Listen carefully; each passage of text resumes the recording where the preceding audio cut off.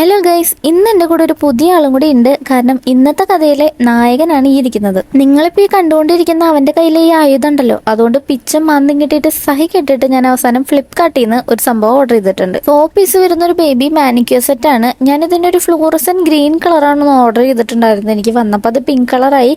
Colour ഏതായാലും കുഴപ്പമില്ല, അതിനുള്ളിലത്തെ ഈ സംഭവത്തിനാണ് ഞാൻ കൂടുതൽ ഇമ്പോർട്ടൻസ് കൊടുക്കുന്നത്. ഈ ഒരു കുഞ്ഞു ക്യൂട്ടായിട്ടുള്ള ബോക്സിനുള്ളിൽ ട്വീസേഴ്സ്, ക്ലിപ്പേഴ്സ്, പിന്നെ ഒരു സിസറും പിന്നെ നെയിൽ ഫയലാണ് വരുന്നത്.